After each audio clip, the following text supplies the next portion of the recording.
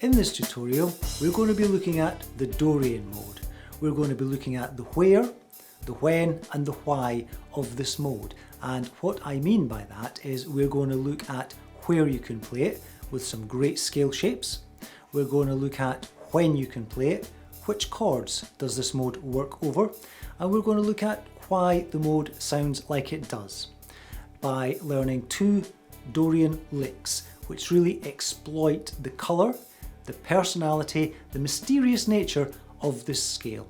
And once you see what's happening in these licks, you can apply them to your own soloing and bring this wonderful Dorian tonality into your repertoire.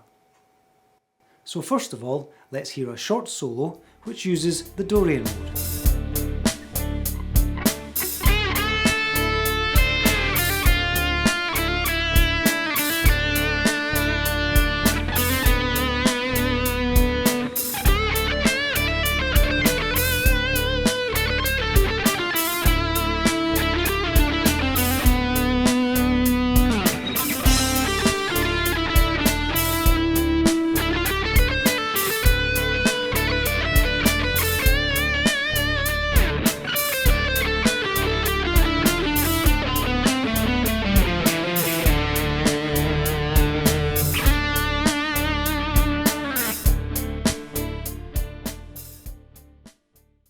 So let's have a look at a scale shape for the Dorian mode.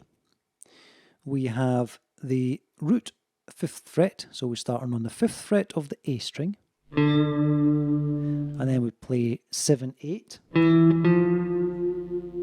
On the D string we play 5, 7, G string 4, 5, 7, B string 5, 6, 8,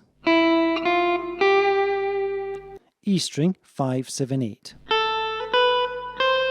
and then a little slide up to the 10th fret to make the octave, which gives us a 2-octave D Dorian scale. If I descend from the 10th fret,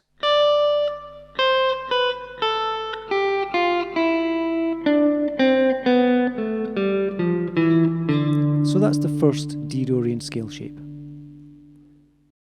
For the second D Dorian scale shape, we start at the 10th fret of the E string and we play 10, 12, 13. 10, 12 on A string, 9, 10, 12 on D string, 9, 10, 12 on G string, 10, 12, 13 on B string, finishing on the 10th fret, which is the octave on the high E string, and descending.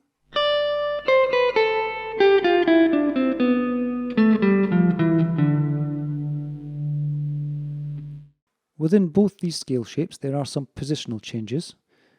Technically I'm playing in position 10 here, and then I switch to position 9, just move my hand down the fretboard 1 fret to cover this area, and then back up to the 10th position here. So that's our second D Dorian scale shape. So which chord types can we use the Dorian mode to solo over?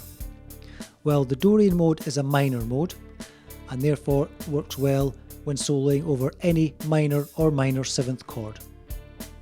If we have a minor chord which remains static for many bars, as in the backing track which is playing just now, the Dorian mode is an excellent choice. In a 2-5-1 chord progression, which in C major would be D minor 7, G7, C major 7, the Dorian mode is a go-to mode to solo over the first chord in the sequence, chord 2. And these are just some of the instances in which the Dorian mode really works well. Now we are going to look at the intervals which make up the Dorian mode. If you haven't heard some of these terms before, don't worry. This really is just for your information. Every mode built upon the major scale, the Ionian mode, has a completely unique series of intervals, and that's why all the modes sound very different. So the intervals of the Dorian mode are as follows: root, major second, minor third, perfect fourth, perfect fifth, major sixth, flat 7, and back to the root. Okay, so I've got my headphones on and it's time for me to play some guitar. The first lick that I played in the solo, let's just have a little listen to it to remind ourselves what it sounds like.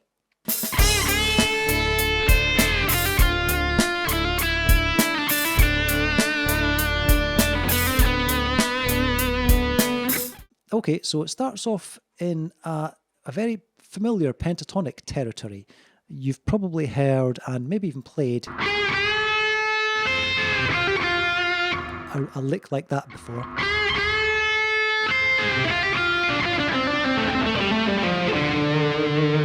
Now I just continued it as a pentatonic noodle there, but of course the whole point of introducing a mode is to give us more colour, a broader range, a broader palette with which to paint our improvisation. So we need to introduce the Dorian mode scale tones, and here's how I did that.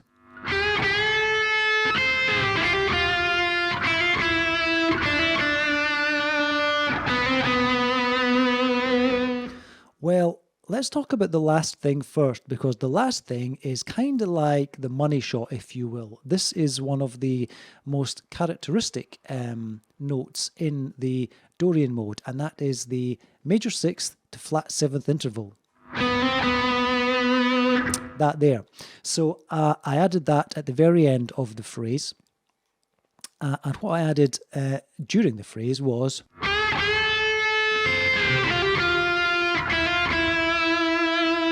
so that's the minor third, major second interval, and then down to here. Now I've only chosen to play these notes here so that I can achieve the hammer on. In the scale diagram, that's if you're following the scale diagram, you would play it like that, but I want to transfer this note to here so that I can do these sequential hammer-ons, and then just pop over to here.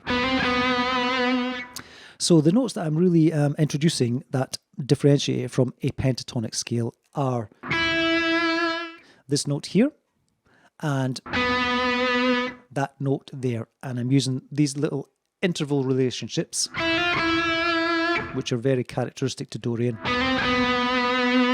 to really reinforce the Dorian sound. Now the second lick that I played, now it starts with an absolute pentatonic cliche.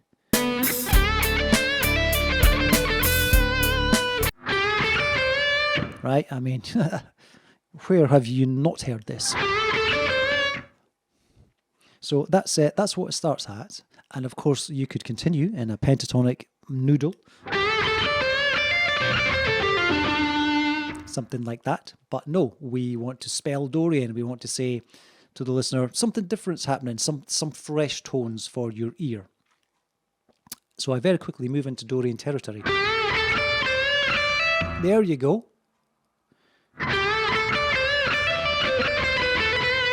Right, so that is, I've gone root to major second.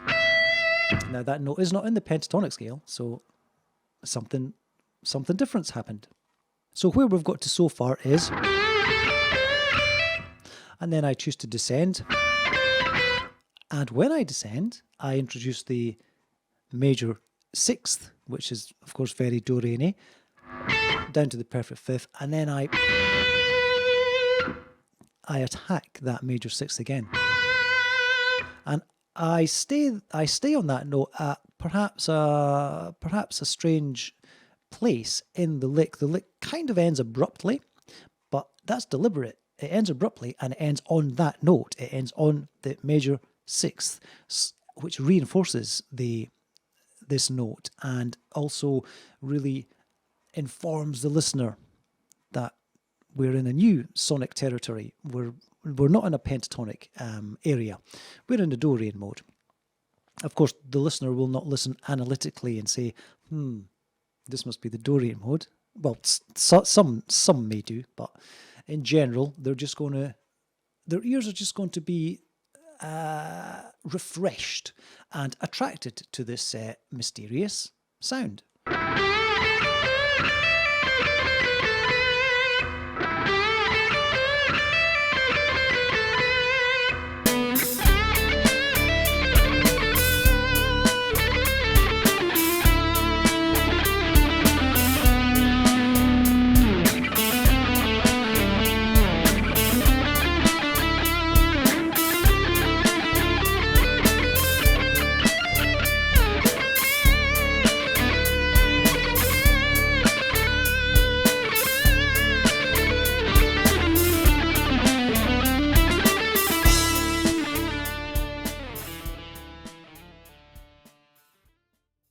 So that's it.